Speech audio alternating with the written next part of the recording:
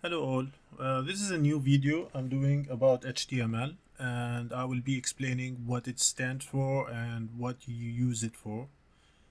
In the previous video, I will put the link in the description. We talked about a little bit about HTML and what would you need to do to have your HTML page saved in the correct way and published on your website. We also talked about what kind of text editor or code editor you can use to write HTML. Anyway, you will see the link in the description. You can watch that video again and refresh your memory. Today I'm using a browser-based code editor. It's the reason I use it shows the results right away after you type anything or type any code, and we will be using that. It's called CodePen.io. I hope you can access it and do some of the codes while you're watching the video. It also later on it supports CSS and JavaScript, but today we will focus on HTML. So HTML basically, it's by definition, it's a hypertext markup language. So basically, as you see from Google, it's a set of symbols that you use to tell the browser what elements to show and where to show it and how these elements will interact. Like if it's, for example, if you write a word using a certain tag, it will be just text. But if you use certain tags as well, you can convert that word into a hyperlink, like a URL or a link to another page. So this is what we mean by how the element will interact with the user. For example, a paragraph, you can align it left, align it right, or center. You can decide what font color or font weight, let's say, like how big you want your font to be. All these things you can do using HTML, and to be able to do that, you need to know these symbols and keywords, let's say, to do so. Now, from now on, we will be referring to these elements as tags, unless it's something else like an attribute, for example. I will mention it, but for now, it's most of the things we're gonna do in this video are tags. So the HTML tags, they usually come in pairs. There's a start tag and an end tag. What I mean by that? So you need to think of the browsers as an unintelligent system. What I mean by unintelligent, it does exactly what you tell it to do without thinking. It won't think for you. So if you start a tag, let's say if you start, this is a paragraph tag, okay, and you start writing, okay, whatever you want to write, it will not, once you stop, it will not know that the paragraph is ended. You have to tell it, and the way you tell it is by use the end tag or the closing tag. So tags, this is the start tag and this is the end tag. So now the browser, when the browser see this code, it will know that, okay, I will start here with the paragraph and this paragraph ends here. And that's very important, because in the future, when you start applying things to the paragraph, like and I'm trying to write slowly in case you want to do the same what I'm doing. You can keep up. As you see, it now aligned it center. Now, if this is not here, it's not here. As you see now, it will include it in the paragraph. It does not know that the paragraph didn't start. Okay, so we need the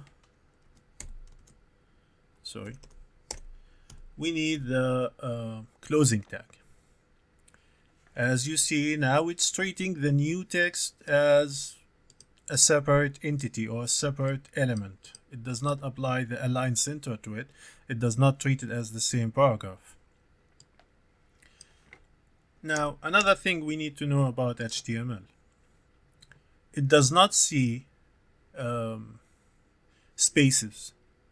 So if I did this a million times, it won't matter. If I did this a million times, it won't matter. It won't see it. You can have as many spaces as you want. It will see it as one. So it only see one space. Break the line or break line or start a new line, that won't work. I will show you later how you start a new line if you want to, but do it, treat it as you treat Microsoft Word or Notepad or any text editor. It won't work. Now, what I will do, excuse me. What I will do now is I'm going to show you today in this video. I will just show you examples of some tags that you will be using in every page. Any web page you make will have those tags. In the future, if you start going into other, like if you're doing a separate page for JavaScript, you won't be using them, or CSS, you won't be using them. So to be accurate, any HTML web page will be using them. So we will start with document type.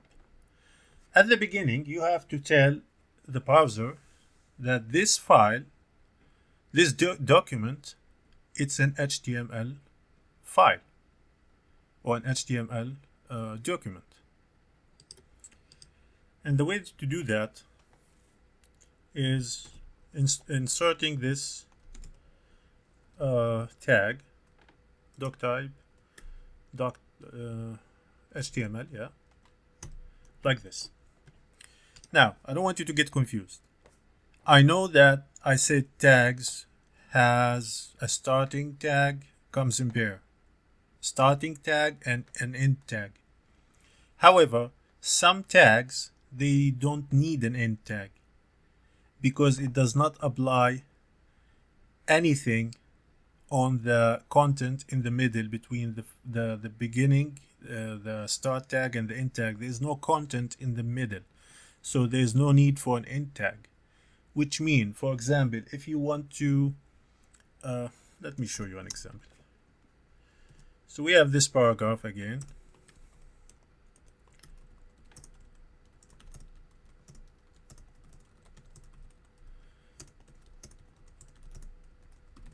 So I have this paragraph, okay? So this is the paragraph. Now, if I want to add a break line, if I want to here, I wanted to start a new line. I don't want my name is Adil is in the same line with the rest of the text. So there's no content to apply it to. You just do like this. And that's it. As you see, it start a new line. So the BR tag, it's just come in one pair because it just break the line and start a new line. Does nothing else. So whatever you have after it does not matter. So anyway, we will get back to the page structure. So a doc type is HTML. That's telling the browser that this is an HTML file. You will read it as such. Okay. The next thing is the HTML tag. Now, what this tag does is telling the browser that whatever comes between this and this is an HTML code. So you treat it as an HTML code. You don't treat it as something else. And the parser will understand that, okay, when he see this, okay, my HTML code is starting here, and start treating it as whatever you have here, like whatever codes. Of course, you don't write this, just gibberish, but whatever you have here will be treated as an HTML code. Once it see this, it will understand that, okay, now the HTML code is ended or over or done. And if there's nothing after it, it won't matter, but it will matter when it comes to professionalism and the health of your code. So it's always good to close your tags, even though that there's nothing coming after it. It's still it's good habit to close your tags. Okay, now the next thing I want to talk about is how I personally think of an HTML page. So I think of HTML page as a person. The person has a body and a head. What I mean by a head, I don't mean the skull. I mean what's inside it, the information inside it. So you see a person, you can see how they look like, but you can't see what's inside their mind, what's kind of information they have. Same thing with HTML page. There's a head, there's a head tag,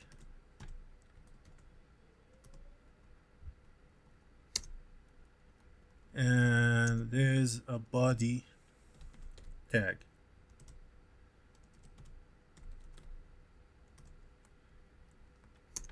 Okay, just a comment before I explain what's the head and what's the body. HTML, now what you will learn is don't overthink about stuff. Don't overthink about anything. Just learn what each tag does, and that's it. This tag does this. If I want to create a paragraph, I will create the tag. I will use this tag. If I want to create a hypertext or a hyperlink, sorry, I will use this tag. If I want to add an image, I will use this tag. That's all you need to do. So basically what I will do is introduce the tags and tell you what it does. Now, when you practice, you will start learning how to use them and how to apply them and how to manipulate them in a way that give you the best results. Anyway, now back to the code. Now the head tag, it contains information that does not show on your page. These information are for documentation, for example, for search engines to read what this page is about, to have some information for the functionality of the page, such as if you want to link your page, let's say you don't want to add CSS code to your page, you want to use an external CSS file, so you add the link of that CSS file here in the head. If you don't understand that, it's fine. But what I want you to understand that the head includes information that won't show in the page. Customers, yeah, if you have a shop. Visitors of your website won't see it. One example is title. So this is the title tag.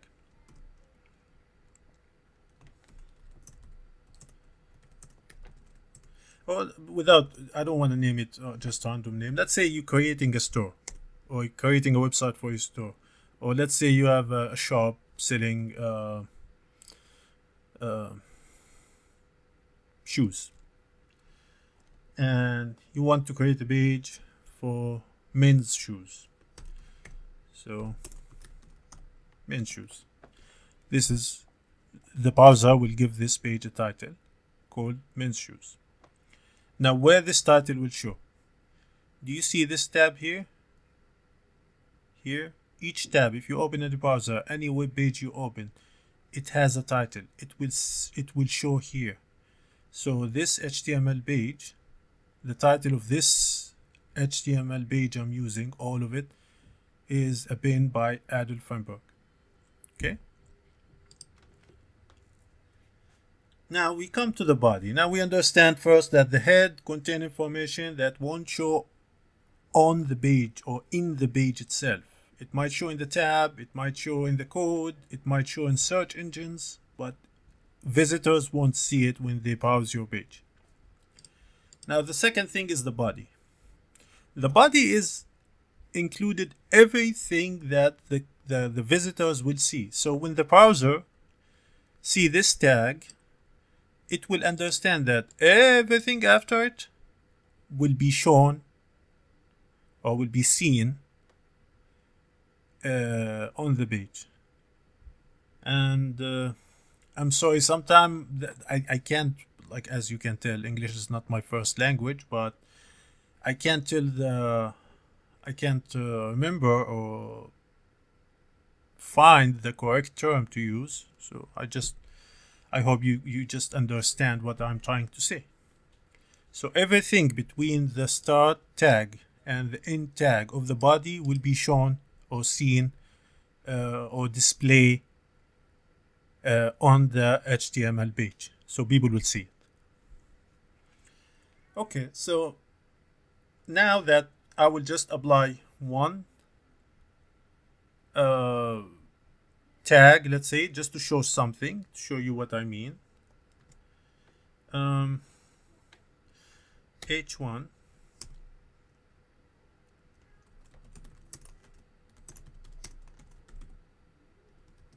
slash H1. Okay, so now it's show. As you see, it's in the body. It's show. H1. It's the tag you use. When you want to make a sentence as a title. So when the browser see it, as you see, it give it a bigger font and kind of made it bold. So it will know that this one is an important piece of text. Now, if you use a paragraph tag, always close your tags when you open it. Close it right away so you won't forget.